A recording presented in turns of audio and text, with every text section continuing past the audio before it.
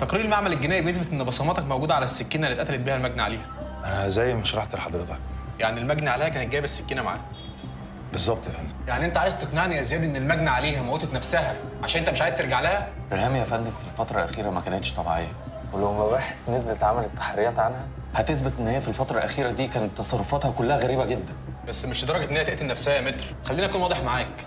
كل الكلام اللي زياد بيقوله ده من غير دليل ولا له اي لازمه. مفيش اي فيديو، مفيش اي شاهد على الواقع يثبت الكلام ده. معاك اي حاجه تثبت ده كلام موكلك؟ لا يا فندم بس مفيش بس يا متر، انت اكتر واحد عارف كده. بصمات موكلك موجوده على السكينه اللي اتقتلت بيها المجني عليها. ده غير طبعا الكلام اللي بيقوله ده مفيش اي حد هيصدقه. انا مضطر اجدد له 4 ايام على ذمه التحقيق لحد ما يوصل تقرير تشريح الجثه.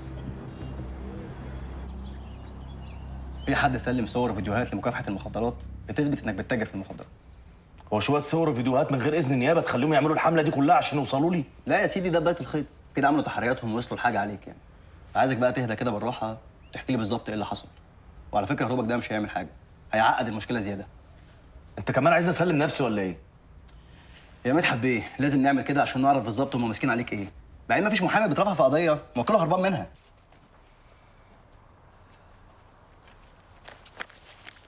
ممكن اقعد؟ شيرين لقيتك مش بترد على الموبايل، قلت ارخم عليك واجي لك لحد هنا. معلش حقك عليا بس مشغول جدا. كامل، هو انت اتضايقت ان انا جيت لك لحد هنا؟ لا طبعا بس في ايه؟ زياد متهم في جريمة قتل. ايه اللي انت بتقوليه ده يا شيرين؟ اشترك في باقات واتشت الشهرية بتبدأ من 14 جنيه و99 قرش، وباقات سنوية بتبدأ من 149 جنيه و99 قرش.